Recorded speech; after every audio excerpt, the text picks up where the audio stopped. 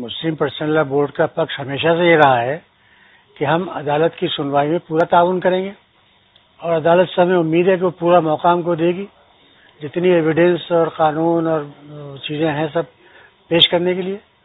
وہی ترک ہمیشہ سے رہا ہے، وہی آج بھی ہے۔ ایسا ہے مسلمانوں کی جائیداد نہیں ہے، وہ ہمارا گھر لے لیں وہ آ کے ہم سے، ہم دے سکتے ہیں بڑا دل کر کے۔ مسجد ہماری ملکیت نہیں ہے، اللہ کی ملکیت ہے، ہم کون ہوتے دینے والے اس کو؟ ان کی عقل میں یہ آ ہی نہیں رہا ہے، کیونکہ ان کے وہاں ایسا کوئی تصور نہیں ہے۔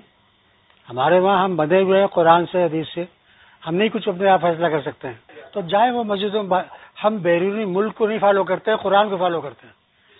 قرآن میں دکھا دیجیے کہیں گنجائش ہو، یا ہمارے جو 4 مسلک ہیں اس میں مسلک میں امام ابو حنیفہ کے مسلک میں کہیں گنجائش دکھا دیجیے۔ 90% ہندوستان میں امام ابو حنیفہ فالوورز ہیں۔ شیعہ کچھ نہیں کہتے ہیں، غلط آپ کو اطلاع ہے، سارے شیعہ وہی کہتے ہیں، سنی کہتے ہیں، کوئی شیعہ نہیں کہتا سوائے وسیم رضوی کے، اس کو بھی وہ لوگ مانتے نہیں شیعہ ہیں۔ نہیں، میں دیکھیے یہ آج بہت قبل از وقت بات ہے۔ ہم تو پوری امید رکھتے تھے ہائی کورٹ میں بھی کہ ہمارا مسجد کے بارے میں فیصلہ ہمارے حق میں ہوگا، اس میں 1/3 ہو گیا۔ ابھی سپریم کورٹ میں بحث شروع نہیں ہوئی ہے تو ہم کیسے کوئی رائے قائم کر دیں؟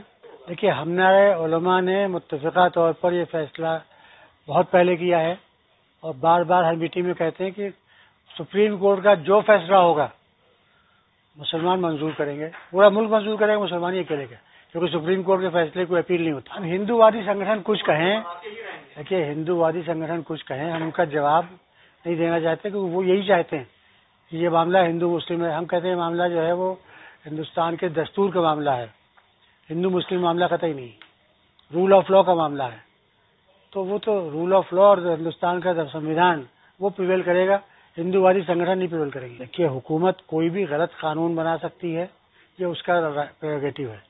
آرڈیننس غلط ہو یا صحیح ہو وہ لاگو کر سکتے ہیں، لیکن وہ آرڈیننس ہمارے لحاظ سے اسنویدھانک ہوگا اور سپریم کورٹ اس پر عمل درآمد نہیں ہونے دے گا۔ ہماری امید ہے ہم سپریم کورٹ میں اس کو چیلنج کریں گے۔